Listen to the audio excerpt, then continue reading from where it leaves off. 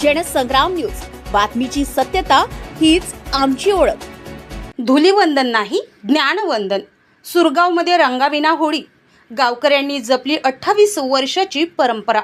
सेलू तालुक्यातील सुरगाव येथे गेल्या तब्बल 28 वर्षापासून सुरू असलेली विना रंगाची होळी ही अनोखी परंपरा यंदाही उत्साहात पार पडली. संत विचार, सर्वधर्म समभाव आणि सामाजिक प्रबोधनाचा संदेश देणारा हा आदर्श धुलीवंदन सोहळा जिल्ह्यात विशेष ओळख निर्माण करत आहे. सुरगाव येथे सप्तखंजरी वादक प्रवीण देशमुख यांच्या पुढाकारातून दरवर्षी अभिनव धुलीवंदन आणि संत विचार ज्ञानयज्ञ आयोजित केला जातो. रंग, पाणी किंवा रासायनिक रंगांचा वापर न करता समाज प्रबोधन, स्वच्छता, आरोग्य आणि संतांच्या विचारांचा प्रसार करण्याच्या उद्देशाने हा उत्सव साजरा केला जातो. कार्यक्रमाची सुरुवात रविवारी झाली. उद्घाटन समारंभ नायब तहसीलदार मधुकरराव ठाकरे, मंडळ अधिकारी रमेश भोले आणि पत्रकार प्रफुल्ल लुंगे महाकाळकर यांच्या उपस्थितीत पार पडला.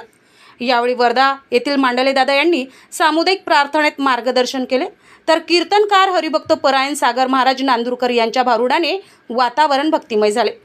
सोमवारी पहाटे ग्रामस्वच्छता अभियान, सामुदायिक योगासन व आरोग्य शिबिराचे आयोजन करण्यात आले.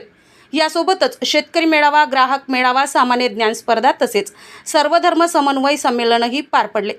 नागपूरचे राष्ट्रीय प्रबोधनकार तुषार भाऊ सूर्यवंशी यांनी प्रबोधनात्मक कार्यक्रम सादर केला. मंगळवारी ग्रामस्वच्छता, सामुदायिक ध्यान आणि धुलीवंदन संदेश देत गावातील मुख्य मार्गावर प्रभात फेरी काढण्यात आली. या प्रभात फेरीत सुरगावसह परिसरातील नागरिक आणि गुरुदेव प्रेमींनी मोठ्या संख्येने सहभाग घेतला. कार्यक्रमादरम्यान सुरेशदादा मांडले, दादा हांडे, वागदरकर यांनी मार्गदर्शन केले. तसेच संत विचार ज्ञान कार्यक्रम, कार्यकर्त्यांचा सत्कार आणि भजन संमेलन आदी कार्यक्रमाचे आयोजन करण्यात आले.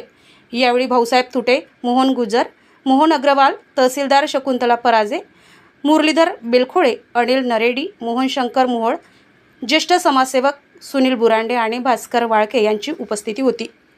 दिलीप पिंपळे, जनसंग्राम न्यूज, वर्धा.